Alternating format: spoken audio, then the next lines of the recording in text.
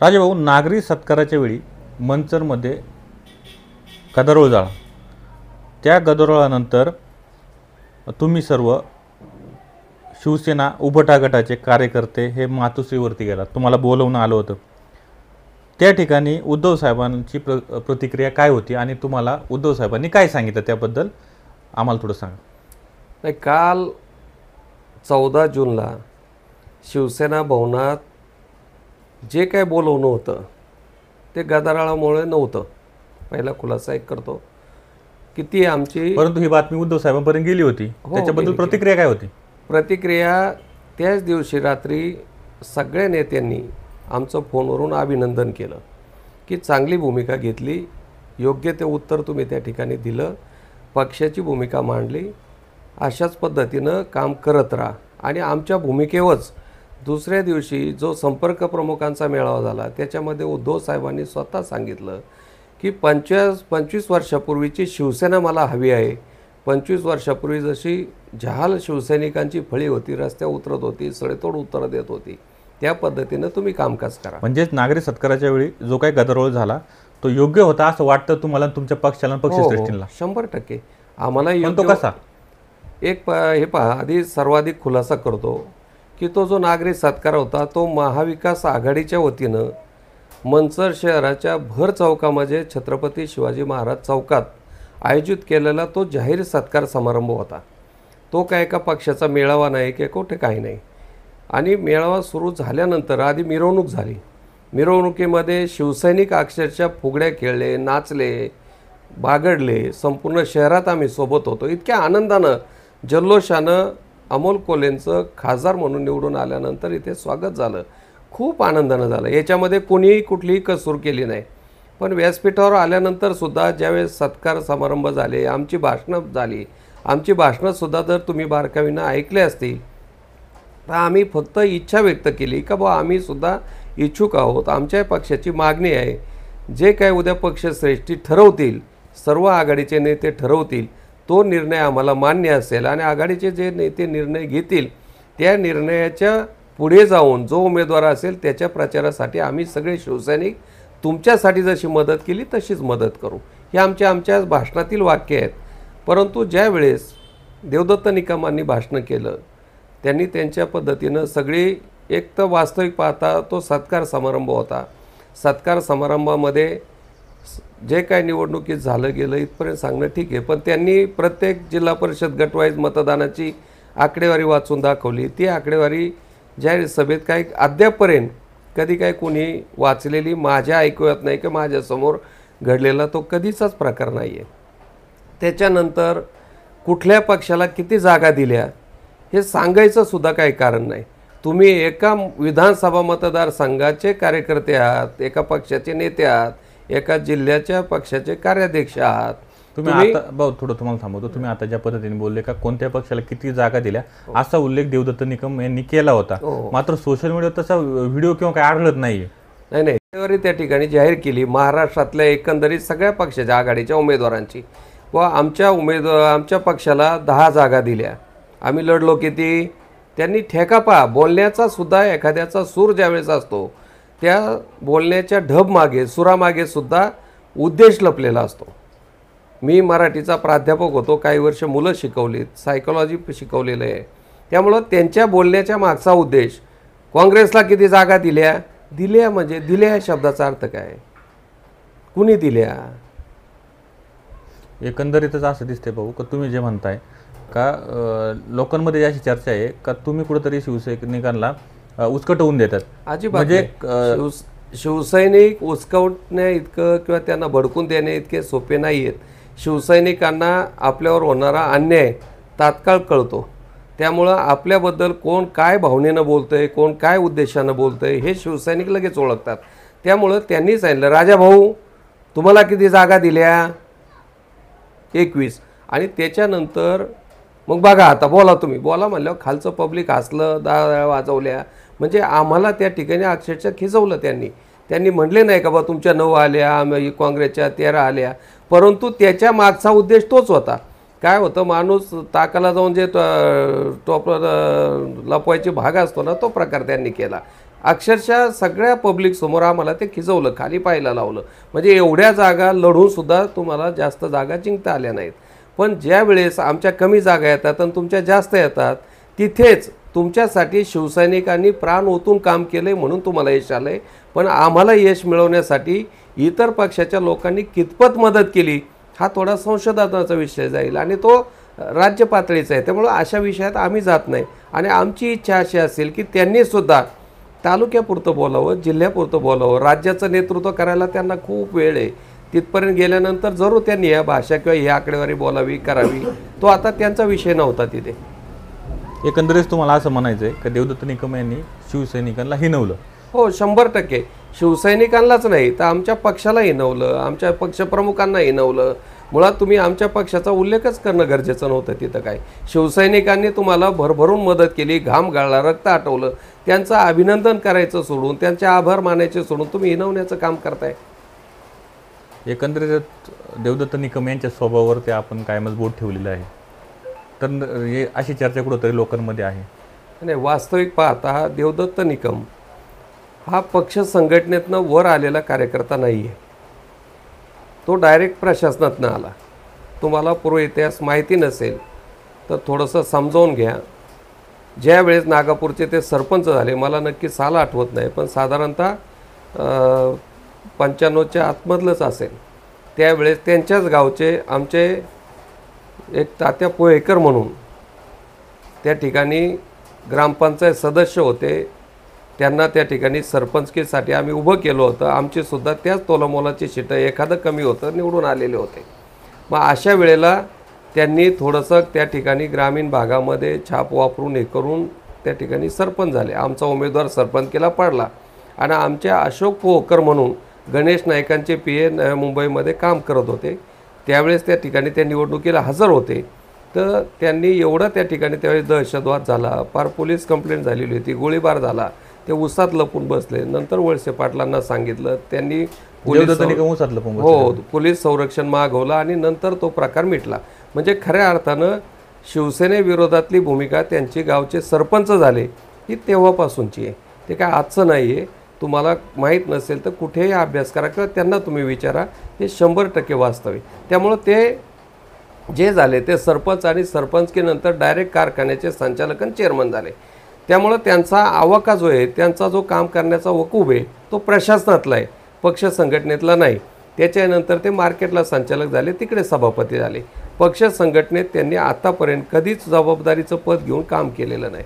त्यामुळं कार्यकर्ते सांभाळणं, लोकांच्या भावनांचा आदर करणं, संघटन करणं, लोकांचे प्रश्न मांडणं, प्रश्न ते सोडू शकत होते वळसे पाटलांच्या नावावरती. परंतु संघटन सगळ्यांना बरोबर घेऊन काम करणं हे कधी आयुष्यात त्यांनी आतापर्यंत केलेलं नाही. त्यामुळे थोड्याशा ह्या चुका होत्या त्या आम्ही समजून घेतो की चळवळीतला आलेला कार्यकर्ता, संघटनेतनं आलेला कार्यकर्ता आणि एकांगी प्रशासनात गेलेला माणूस, थोडासा फरक हा समाजामध्ये पडतोच.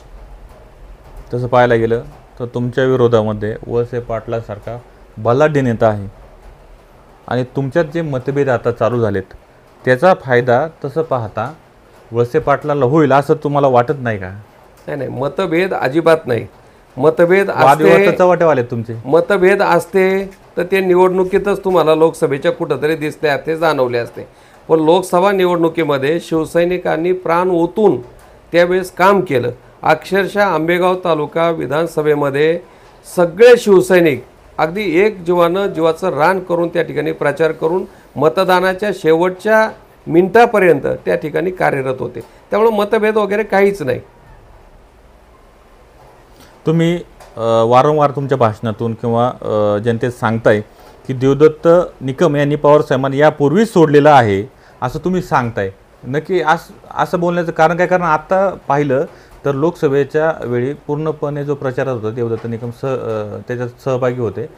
त्यामुळेच कुठंतरी त्यांचा कोल्हे साहेबांचा विजय सोपा झाला. मग तुम्ही असं कसं म्हणताय? संस्थेवरती त्यांनी संचालक होऊ नये किंवा त्याला जागा मिळणार नाही हा नियम राष्ट्रवादी काँग्रेसमध्ये त्या ठरलेला असताना त्या ठिकाणी देवदत्त निकमांना सुद्धा असं मला म्हणजे ऐकवा ते माझ्या की त्यांनाही विचारलं होतं की बा तुम्हाला कारखान्यावर राहायचं की मार्केटला राहायचं. त्यांनी स्पष्ट सांगितलं होतं मला कारखान्यावर राहायचं, म्हणून त्यांना कारखान्यावर संचालक घेतलं. मग पुढे मार्केट कमिटीच्या निवडणुका आल्या 6 महिन्यानं. त्यांनी मार्केट कमिटीला सुद्धा इच्छा व्यक्त केली व मला या ठिकाणी यायचं आहे. मग त्यांना तो नियम सांगितला, त्याच्यात ते बसत नव्हते, त्यांना उमेदवारी दिली नाही. मग त्यावेळेस त्यांनी बंडखोरी केली आणि बाजार समितीला अपक्ष उभे राहिले. बाजार समितीला अपक्ष उभे राहिल्यानंतर लोकांनी सुद्धा त्यावेळेस त्यांना निवडून दिलं. मग अशा वेळेस त्यावेळेस उभे राहिलेले असताना दुसऱ्या बाजूला शिंदेंची शिवसेना, भारतीय जनता पक्ष हे सगळे असताना देखील भाजपचे सुद्धा डॉक्टर ताराचंद कराळे त्यांच्या पॅनलमध्ये उमेदवार होते, इकडं बाळासाहेब बानखेले होते. हे एकटेच कसे निवडून आले? त्यांना शिवसेनेची मतं मिळाली, भारतीय जनता पक्षाची मतं मिळाली, पण त्यांना असणारी मतं ही या बाकीच्या कुठल्याही उमेदवाराला मिळाली नाही. बाकी सगळे उमेदवार पडले आणि हे एकटे निवडून आले तर आले. पण त्याच्यानंतर तोपर्यंत राष्ट्रवादी ही एक संघ होती. अजितदादा पवार, वळसे पाटील, पवार साहेब हे सगळे त्यावेळेस एकत्रित काम करत होते. त्याच्यानंतर 4-6 महिने आंबेगाव तालुक्यात कुठेही दशक्रिया असू द्या, दशक्रियेला गेले का ते वळसे पाटलांच्या वतीनं श्रद्धांजली अर्पण करत होते. कुठल्या लग्नाला गेले तर वळसे पाटलांच्याच वतीनं शुभेच्छा देत होते. वळसे पाटील हे या तालुक्यात कुणाचं नेतृत्व करत होते? शरद पवार साहेबांचे मानसपुत्र म्हणूनच सगळे समजत होते. एक वेळेस पवार साहेब अजितदादाला डावलतील पण वळसे पाटलांना डावलणार नाहीत, हा समज जनतेमध्ये 100% होता. मग जर तुम्ही त्यावेळेस वळसे पाटलांचा निर्णय डावललाय, वळसे पाटील शरद पवार साहेबांचं प्रतिनिधित्व करतायत, शरद पवार साहेबांना देव मानतायत, वडिलांसमान मानतायत, मग त्यावेळेस जर वळसे पाटलांनी दिलेला निर्णय हा शरद पवारांचा निर्णय होता, मग त्यावेळेस तुम्ही वळसे पाटलांचा निर्णय डावलला, बंडखोरी केली, म्हणजे त्यावेळेस सुद्धा तुम्ही शरद पवार साहेबांचा निर्णय डावलला, शरद पवारांच्या विरोधात जाऊन बंडखोरी केली. राष्ट्रवादीची बंडखोरी म्हणजे पवार साहेबांच्या समोर बंडखोरी केली आणि अपक्ष उभं राहून निवडून आले. एकंदरीतच पाहता लोकसभेची निवडणूक पूर्ण लोकसभा मतदारसंघांनी पाहिली.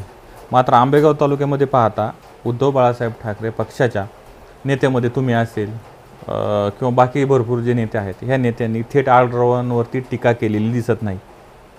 आढळरावांवरती टीका न केल्यामुळे कुठंतरी जनतेमध्ये संभ्रम झाला आहे. आपण नेहमीच आढळराव असतील किंवा वळसे पाटील असतील यांच्यावर नेहमी तोप डागलेली, पण ह्यावेळी त्यांना सॉफ्ट कॉर्नर का? आता तुम्हाला आधीच खुलासा करतो, या लोकसभा निवडणुकीमध्ये माझ्याकडे पक्षानं शिर्डी लोकसभा मतदारसंघाची निवडणूक समन्वयक म्हणून जबाबदारी दिली होती. त्यामुळे मी काही इथल्या शिरूर लोकसभा निवडणुकीच्या प्रचारात फारसा नव्हतो. सुरुवातीची एक सभा तुम्हाला आठवत असेल मंचरच्या चौकात झालेली, तर त्या सभेमध्ये मी स्वतः भाषण करून आढळरावांवर टीका केली होती. आम्हाला कुठल्याही परिस्थितीमध्ये गद्दारी गाडायची, गद्दारांना पाडायचे, हे माझं ते पहिलं भाषण आहे. परत मंचरकरांनी आढळरावांना पाठिंबा देण्यासाठी एक गाव बैठक लावली होती. त्या गाव बैठकीमध्ये जाऊनसुद्धा मी स्वतः त्या ठिकाणी भाषण करून सांगितलं होतं की तुम्ही राष्ट्रवादीचे सगळे भाजपचे पुढारी एकत्र येऊन गावचा निर्णय घेणारे कोण? गाव म्हणजे आम्ही पण गावात आहोत, आमचा आढळरावांना पाठिंबा नाही आहे, आम्ही आढळरावांच्या विरोधात आहोत, अजिबात गावचा पाठिंबा हा आढळरावांना राहणार नाही, हे स्पष्टपणानं त्या बैठकीत जाऊन सांगणारा राजाराम बानखेले. त्यामुळं निवडणूक काळामध्ये कोणी बोललंय कोणी नाही बोललंय. आणि एक भाषण मला तुम्ही देवदत्त निकमांचं दाखवा की ते सुद्धा आढळरावांवरती स्पष्टपणानं बोललेले आहेत. एक भाषण. मग हा सॉफ्ट कॉर्नर कशासाठी? मला तेच विचारायचं आहे. ठीक आहे, मला विचारतो, तुमचाही शिवसेनेचा मित्र पक्ष आहे, पण ज्यांचा उमेदवार होता त्यांनी तरी आढळरावांवर कुठं टीका केली? तुम्ही ज्यावेळेस आम्हाला प्रश्न विचारता, हाच प्रश्न तुम्ही आत्ता जे उमेदवार म्हणून पुढे इच्छुक आहेत त्यांना विचारला पाहिजे. मी तर सांगितलं, मी तर शिर्डी लोकसभेत प्रचारलो होतो, मला साध्या इकडं कुठे सभा बिभा काय त्यांनी कळवलं नाही किंवा काय नाही. देवदत्त निकमांना मी स्वतः सांगितलं होतं, सांगता सभा मंचरला घ्या किंवा सुप्रिया सुळेंची जी सभा पेठला घेतली ती सभा तुम्ही मंचरला घ्या, कारण मंचर हे मोठं गाव आहे.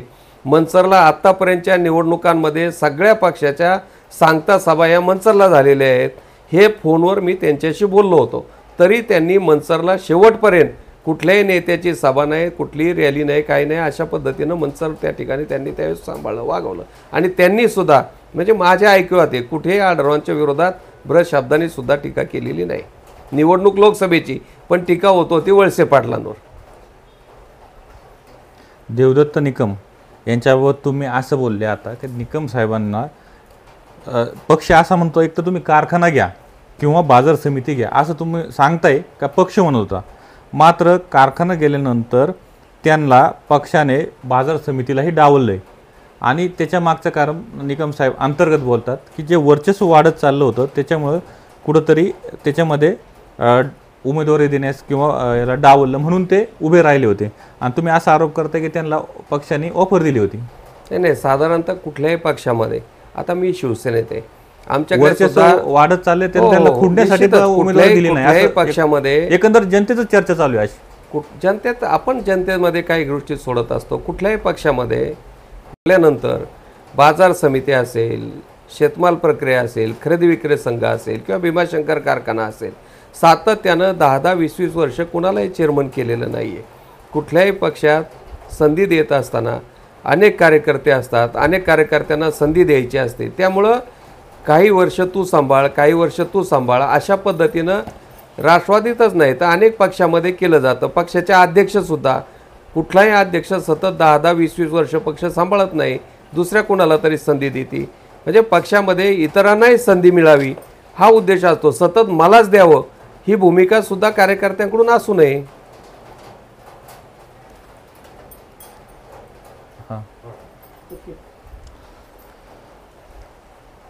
शिवसेना उद्धव बाळासाहेब ठाकरे पक्षाकडनं तसं पाहता आताच्या ह्या लोकसभा निवडणुकीमध्ये काही चेहरे समोर आले. त्याच्यामध्ये सूर्यकांत निगोट असेल, सुरेश भोर असेल आणि आपण असेल, हे 3 नावं सध्या विधानसभेसाठी चर्चेत आहेत. मात्र पक्षाने प्रामुख्याने तुमचा विचार करावा असं तुम्हाला का वाटतं, त्यामागचं कारण काय? नाही, माझा विचार करावा म्हणजे गेली 40 वर्ष मी या तालुक्याच्या राजकीय पार्श्वभूमीमध्ये कामकामात आहे, सक्रिय आहे. मागची विधानसभा मी लढवलेली आहे स्वतः. परंतु मागच्या विधानसभेत आता तुम्ही पाहिलं, आत्ताचे जे राष्ट्रवादी काँग्रेसचे उमेदवार होते, स्वतः खासदार आढळराव पाटील हेच आमचे निवडणूक प्रचार प्रमुख होते. आणि मला उमेदवारी जी दिली ती उद्या फॉर्म भरायचा शेवटचा दिवस आणि आदल्या दिवशी त्या ठिकाणी उमेदवारी जाहीर केली. निवडणूक प्रचारामध्ये अनेक त्रुटी राहिल्या. शिंगल एक साधा मुंबई पुण्याचा नगरसेवक किंवा एक आमदार, एक कुठलाही नेता माझ्या प्रचारासाठी आला नाही. फक्त शेवटची सांगता सभा हे खासदार धैर्यशील माने यांची ही एकमेव सभेचा अपवाद वगळता अखंड प्रचाराच्या काळामध्ये कुठेही कोणी फिरकलं नाही. स्वतः शिवाजीराव आढळराव पाटील यांनी 143 गावापैकी फक्त 7 गावांमध्ये सभा घेतल्या, बाकी कुठेही ते गेले नाहीत. म्हणजे मला उमेदवारी देऊन एकाकी सोडलं. शिवाय आर्थिकसुद्धा माझ्या नाड्या सगळ्या आवळल्या गेल्या. पैसा ऐन वेळेला मला उपलब्ध होऊ शकला नाही. तो कुठून मी स्वतः उपलब्ध करायचा तरी तो झाला नाही. म्हणजे अशा परिस्थितीतसुद्धा मी एकाकी झुंज देऊन त्यावेळेस 60,000 मतं मिळवलेली होती. म्हणून माझी आज पक्षाकडे विनंती आहे की मला उमेदवारी मिळावी आणि जरी त्यातून मला उमेदवारी नाही दिली तरी मी अजिबात नाराज होणार नाही. मी जो कोणी उमेदवार असेल, मग आघाडीत राष्ट्रवादीचा असो, काँग्रेसचा असो किंवा आमच्यातला असो, मी जो उमेदवार येईल त्याच्यापेक्षा 2 पावलं पुढं जाऊन प्रचाराचं काम करेल. एकंदरीत आपण विधानसभेची उमेदवारी बाबत बोलत आहात. प्रत्येक उमेदवार उभं राहिल्यानंतर मतांची गोळाबेरीज करत असतो. आता जर तुम्ही उभे राहिल तुम्हाला किती मतं पडतील? मी आत्ता साधारणतः सांगतो, जी पूर्वीची आमची मताची टक्केवारी आहे त्याच्यापेक्षा निश्चितच, कारण आत्ता ह्या 4-6 महिन्यामध्ये एकंदरीतच महाराष्ट्राच्या राजकारणात प्रचंड उलथापालथ झालेली आहे. ही सगळी उलथापालथ पाहिली तर पक्षाच्या ज्या पूर्वीच्या भूमिका होत्या, मग त्याच्यामध्ये अगदी राष्ट्रवादी काँग्रेस असेल, शिवसेना असेल, या भारतीय जनता पक्ष असेल, या सगळ्यांच्या भूमिका बदललेल्या आहेत. विशिष्ट एखाद्या 2 पक्षावरती समाजाचा प्रचंड रोष आहे. मग तो सामाजिक प्रश्नांचा असेल, आर्थिक प्रश्नांचा असेल, जातीय प्रश्नांचा असेल, अनेक प्रश्न समाजामध्ये असे काही आहेत का ते सत्ताधारी पक्षावरती रोष व्यक्त करताना समाज दिसतोय. यापूर्वी कधी नव्हती एवढी चीड समाजामध्ये काही सत्ताधारी पक्षाच्या नेतृत्वाबद्दल, त्या पक्षाच्या विचारधारेबद्दल तयार झालेली आहे. आणि ही पार्श्वभूमी यापूर्वीच्या निवडणुकांमध्ये नव्हती. मग आता अनायसे हे सगळे प्रश्न एकत्रित आल्यानंतर या वेळेला मीच नव्हे, महाविकास आघाडीकडनं कुणीही नवखा जरी चेहरा एखादा दिला उमेदवार म्हणून, तो सुद्धा चांगल्या मतानं निवडून येऊ शकतो, अशी आजची पार्श्वभूमी 100% या मतदारसंघामध्ये आहे. किती मतं पडतील? गोळाबेरीज तुम्ही केली असेल, जसं सूर्यकांत म्हणतात की मला 1,00,000-1,15,000 मतं पडतील. निश्चितच. तर तुमचं काय म्हणणं आहे, किती तुम्हाला किती मतं पडतील? 1,00,000च्या पुढे मतदान नक्की या मतदारसंघामध्ये आम्ही घेऊ शकतो. ते तुम्ही ज्या पद्धतीने सांगितले का तुमच्या एकट्या तुम्ही किल्ला लढवलात आणि मागील विधानसभेला तुम्हाला 60,000 मतं पडले. त्याच्यामध्ये तुम्ही उल्लेख करतात की आळराव पाटलांनी तुम्हाला सहकार्य केले नाही किंवा स्थानिक नेत्यांनी सहकार्य केलं. मग ही 60,000 मतं ही तुमची आहेत का? 60,000 मतदान हे जर तुम्ही पाहिलं तर गेल्या 3 निवडणुकामध्ये अगदी 2009 पासनं 14ला आणि साधारणतः 9ला 99ला अविनाश राहणे उभे होते. त्यावेळेस खासदार शिवसेनेत नव्हते. ती शिवसेनेची निवडणूक तुम्ही मग उल्लेख केलात की ही जी मतं आहेत ही मी एकट्याने स्वतःनी केलेल्या कामाची मतं आहेत. तुम्ही असं समजता की ही मतं तुमची आहेत का? ही शिवसेनेची मतं आहेत. म्हणजे आत्तासुद्धा पहा तुम्ही, मंचर शहराचं उदाहरण तुम्हाला देतो. मंचर शहरामध्ये फार काय ॲग्रेसिव्ह असं इथं कोणी सभा नेते रेल्या किंवा घरोघर जाऊन प्रचार करणारे शिवसैनिक सोडले तर बाकीचे कुठले कार्यकर्ते नव्हते. शिवसैनिकांनी प्रचार केला. दुसऱ्या बाजूला शरद बँकेचे चेअरमन, बाजार समितीचे असतील किंवा कारखान्याचे चेअरमन, स्वतः सगळे नेते मंडळी विरोधी पक्षातले 2 शक्ती एकत्र झाल्या. खासदार आढळराव आणि दिलीप वळसे पाटील. मंचर शहरातले प्रमुख 2 असणारे नेतृत्व एक झाले. तरीसुद्धा मंचर शहरामध्ये जेवढी मला पंचायत समितीला मतं पडली होती तेवढी मतं आजच्या जशीच्या तशी जागेवर आहेत. आणि हीच परिस्थिती आंबेगाव तालुक्यामध्ये सुद्धा तशाच पद्धतीनं थोड्याफार फरक. शहरामध्ये फार काय ॲग्रेसिव्ह असं इथं कोणी सभा नेते रेल्या किंवा घरोघर जाऊन प्रचार करणारे शिवसैनिक सोडले तर बाकीचे कुठले कार्यकर्ते नव्हते. शिवसैनिकांनी प्रचार केला. दुसऱ्या बाजूला शरद बँकेचे चेअरमन, बाजार समितीचे असतील किंवा कारखान्याचे चेअरमन, स्वतः सगळे नेते मंडळी विरोधी पक्षातले 2 शक्ती एकत्र झाल्या. खासदार आढळराव आणि दिलीप वळसे पाटील. मंचर शहरातले प्रमुख 2 असणारे नेतृत्व एक झाले. तरीसुद्धा मंचर शहरामध्ये जेवढी मला पंचायत समितीला मतं पडली होती तेवढी मतं आजच्या जशीच्या तशी जागेवर आहेत. आणि हीच परिस्थिती आंबेगाव तालुक्यामध्ये सुद्धा तशाच पद्धतीनं थोड्याफार फरकामध्ये आहे. त्यातल्या त्यात आमचं शिवसेनेचं संघटन हे तळापर्यंत आहे. गावोगावी शाखा आहेत, शाखा प्रमुख आहेत, सगळी पक्षाची रचना आहे. आणि उद्धव साहेबांबद्दल आता जशी महाराष्ट्रात सहानुभूती आहे तशीच आंबेगाव तालुक्यामध्ये सुद्धा प्रचंड सहानुभूती उद्धव साहेबांबद्दल आहे. जशी पवार साहेबांबद्दल आहे तेवढी सहानुभूती ही उद्धव साहेबांबद्दल सुद्धा आहे. तुम्ही ज्या पद्धतीने बोललेत की मागे विधानसभा तुम्ही लढवली, तुम्हाला 60,000 मतं पडली, परंतु आपण हे विसरलात का त्याच्यामध्ये माजी खासदार शिवाजी आढळराव पाटील तुमच्यासोबत होते, अविनाश राहण्यासारखं एक खंद नेतृत्व तुमच्यासोबत होतं. त्यामुळे कुठंतरी ती पडलेत आणि आता शिवसेना जी आहे ती 2 गटामध्ये विभागली गेलेली आहे. त्याच्यामुळे हे मताचं विभाजन होईल असं वाटत नाही का? मी माझी मतं म्हणजे ती शिवसेनेची मतं सांगितली. मग ते शिवसेनेच्या मतांमध्ये विभाजन होईल असं वाटत नाही? शिवसेनेच्या मतात विभाजन बिलकुल झालेलं नाही. कारण त्यावेळेस सुद्धा खासदारांनी माझा प्रचार मनापासून अजिबात केलेला नाही. उलट जाणीवपूर्वक मला कमी कसं मतं मिळतील याच्या दृष्टीनंच त्यांनी जास्तीचे प्रयत्न केलेत. कुठलाही नेता मतदारसंघात आंबेगाव विधानसभेत प्रचाराला आणला नाही, कुणाच्या सभा घेतल्या नाही. त्यांनी सुद्धा ज्या पद्धतीनं प्रचार दौरा तालुक्यात केला पाहिजे होता त्या पद्धतीनं प्रचार दौरा केला नाही. मी सांगितलं की 142-43 गावात फक्त मोजून 7 गावांमध्ये त्यांनी सभा घेतल्या. याच्या व्यतिरिक्त ते कुठेही फिरकले नाहीत. मग आम्ही शिवसैनिकांनी सगळ्यांनी मतदारांनी प्रचंड मेहनत घेतली, खूप चांगलं सहकार्य केलं. खालच्या तळातल्या कार्यकर्त्यांनी काम केली, सगळ्या शिवसैनिकांनी मदत केली. पण वरच्या नेतृत्वांनी मात्र पाहिजे ते सहकार्य त्यावेळेस केलं नाही. ज्या पद्धतीने तुम्ही आता म्हणताय का बोललं जाते का शिवसेनेचं 50,000 ते 60,000 मतदान हे फिक्स आहे. आता तुम्ही शिवसेनेचं मतदान म्हणलं, परंतु पाहायला गेलं तर जेव्हा शिवसेना फुटली त्याचबरोबर शिवाजी आढळराव पाटील हे शिवसेनेच्या पक्षामध्ये गेले. मात्र तालुक्यामध्ये काही ग्रामपंचायत सदस्य असतील, काही ग्रामपंचायत असतील ही आता शिंदे यांच्या पक्षाकडे आहेत. त्याच्यामुळे ह्या मताचं विभाजन झालं आहे असं तुम्हाला वाटत नाही का?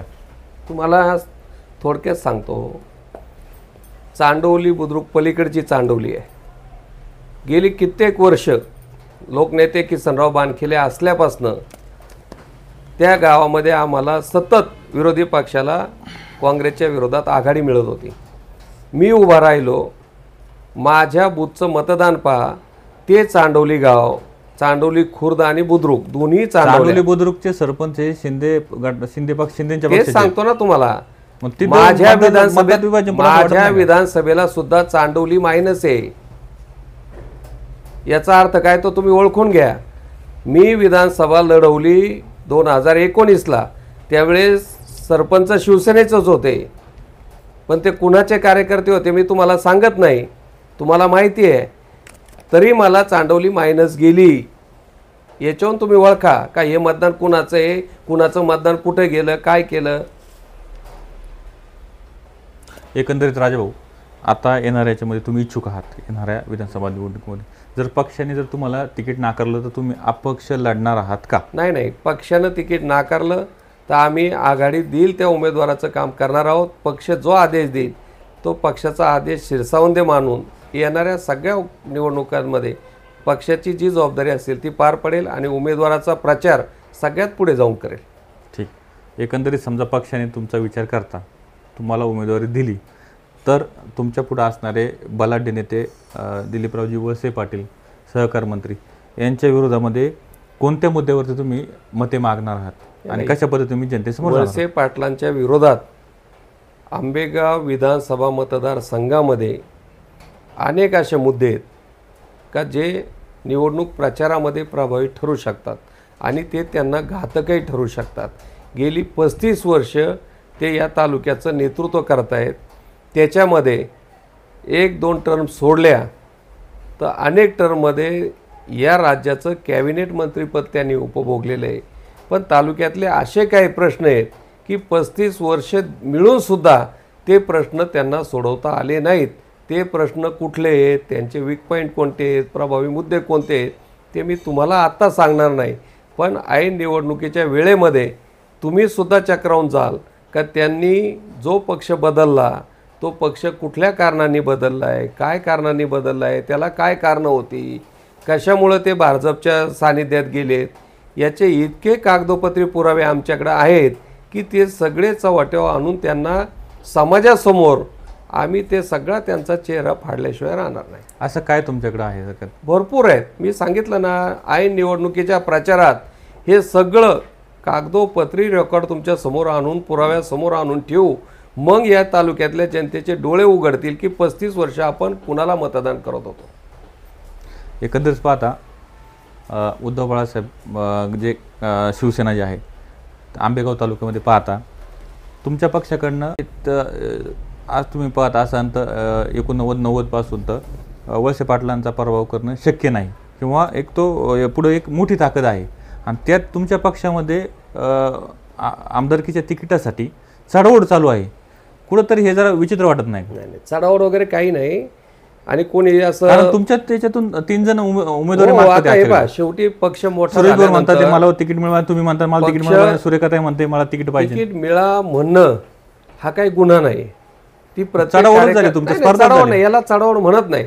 तो प्रत्येकाचा हक्क आहे. तो हक्क मागणं म्हणजे काय ती चढाओढ का ती स्पर्धा नाही. प्रत्येकजण आज एकच सांगतोय. कालही आम्ही आमच्या नेत्यांकडे हेच सांगितलेलं आहे का आमची जरी इच्छा असली आमच्यापैकी कुणालाही दिलं तरी आम्ही एकमुखानं सगळ्यांचं काम करूया.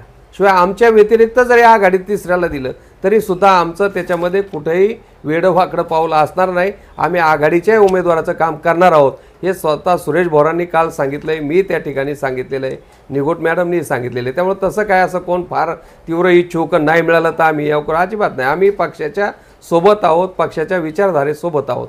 चला, आता तुम्ही नाव घेतलं तर मला एक सांगा, आता हे लोकसभेला तुम्ही सांगताय की तुम्ही अमोलजी कोल्हे यांचा प्रचार केला, त्यांचं काम केलं. तुम्ही जर त्यांचं काम केलं असेल तर तुमच्या पक्षामधनं जे काही इच्छुक आहेत त्यामध्ये पहिल्यांदा घेतलं असेल तर सुरेश भाऊ बोर. तर तसं पाहायला गेलं तर सुरेश भाऊ बोर यांच्या गावातून अमोल कोल्हेला म्हणाव्याशी मतं पडली नाही, कमी मतं पडली. तुमच्या मनसर गावातून म्हणाव्याशी मतं पडली नाही, तीही कमी पडली. आणि सुरेखाताईंच्या निगुटवाडीतूनही अमोल कोल्हेला कमी मतं पडलेली आहेत. तर तुम्ही तर म्हणताय त्यांचं काम केलं, तर काम केलं तर ते कमी मतं कशी? साहजिकच उमेदवार हे आंबेगाव तालुक्यातले स्थानिक होते. स्थानिक उमेदवार काम केलं त्यांचं. स्थानिक उमेदवार असताना सुद्धा आंबेगाव तालुक्यात फक्त आंबेगाव तालुका, शिरूर तालुका सोडून फक्त त्यांना 5,000ची आघाडी मिळालेली आहे. एक लक्षात ठेवा, स्थानिक उमेदवाराला किमान वळसे पाटील आणि आढळराव पाटील एकत्र झाल्यानंतर किमान आंबेगावमध्येच शिरूर सोडून 39 गावं, आंबेगावातच 20-25 हजाराची आघाडी पाहिजे होती. राहिला विषय मंचरचा. मंचर आणि लांडेवाडी हा फारसा फरक नाही आहे. मनसरकर आजही दादाला मनसरचे म्हणूनच संबोधतात, मनसरचे म्हणूनच जातात, कारण दादांचं आजूळ मनसरचं आहे. दादांचे सगळं लहानपणापासूनचं शिक्षण मनसरला झालेलं आहे. रोजचा संपर्क दादांचा मनसरमध्ये आहे. त्यामुळे मनसरकर त्याही मानानं जे मनसरकरांनी दादांच्या विरोधात मतदान केलेलं आहे त्याचं कौतुक करायला पाहिजे. एवढ्या पद्धतीनं चांगलं मतदान आमच्या दृष्टीनं मनसरमध्ये झालेलं आहे. एकंदर तुम्ही जबाबदारी जे काय म्हणता ती नाकारता. काही जबाबदारी नाकारायचा विषयच नाही. तुम्ही स्थानिक उमेदवार कुठेही पहा, जुन्नरला स्थानिक उमेदवार होते म्हणून एवढं मताधिक्य. इथं जर आमचा आघाडीचा स्थानिक उमेदवार असता या तालुक्याचा तर 100% आंबेगाव तालुक्यामध्ये जुन्नर इतकीच आघाडी त्या ठिकाणी मिळाली असती. मागच्या वेळेला वळसे पाटील आमदार असताना, शिवाजी आढळराव पाटील शिवसेनेचे उमेदवार असताना देखील कोल्हेंना 25,000 मताची आघाडी या ठिकाणी होती. ती आघाडी यावेळेस या ठिकाणी आंबेगाव तालुक्यात 2 नेते एकत्र असून सुद्धा त्यांना ती आढळरावांना देता आली नाही. याच्यात तुम्ही मतदारांची मानसिकता ओळखा.